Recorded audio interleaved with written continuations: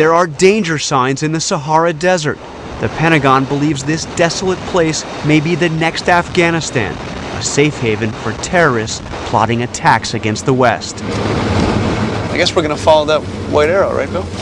Past roads, past any other sign of civilization, we came upon a small military camp where the American and Algerian flags fly side by side. It was about a mile from here that we met Captain Mike. He's a Green Beret, a member of the U.S. Army's Special Forces, the elite troops that represent just 2% of the Army. Their ability to go covert is critical to their work, so we are not allowed to use Mike's last name or show him and his men unless their eyes are covered. Good. Everything same as yours? Captain Mike is the leader of a group of 12 Green Berets, a so-called A-team, that will work and live out here in the Sahara for 2 months. Just a week before arriving here, Mike took his team on military exercises in the German Alps, doing commando drills on skis and living in a snow cave. Here in the Sahara, he's working with a team of Algerian Special Forces. Mike and his team are the first U.S. soldiers to conduct military exercises in Algeria since the end of World War II. Now, they're in the point of showing us their techniques, and then we're going to go ahead and show ours then. Small Special Forces teams like this one are spread out across North Africa to confront what the Pentagon believes is an emerging threat. The mission, to train local militaries to deal with it. Push that, and then you're ready.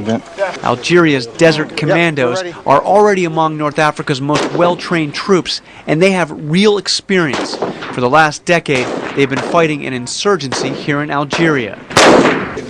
Out here, they show off some acrobatic desert drills and want to see if the Americans can do the same. He's going to walk with him and do it? Exactly. Okay, so he needs a Kalashnikov then. Doing a flip with a fully loaded AK-47 isn't exactly typical work for the Americans. But he manages. The U.S. is also sharing some American technology, showing the Algerians the Raven, the smallest unmanned aerial vehicle used by the U.S. military. All right, it looks a little bit just like a model airplane. Pretty much. But you've got a couple cameras here, right? Yeah, we've got, right now we've got the day camera set up where we've got a front and a side view. It's Launched like a paper airplane, the Raven is flown by remote control and can provide real-time intelligence to a team working out in the middle of the desert. Critics of this program say that it's a waste of money and a waste of the time of America's Special Forces. They say there simply is no terrorist threat out here in the middle of the Sahara Desert. But Pentagon officials point to the case of Amari Saifi, known as the Bin Laden of the Sahara. He took 32 Europeans hostage 3 years ago here near Tamanrasset, Algeria.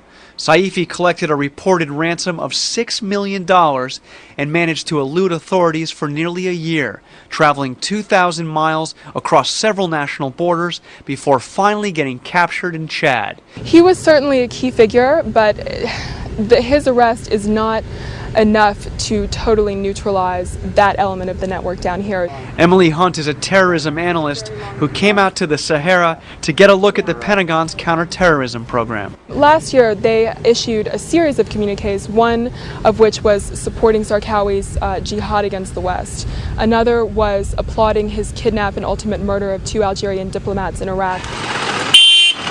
In fact, Algerians and other North Africans have also been found in the ranks of foreign fighters in Iraq and Afghanistan.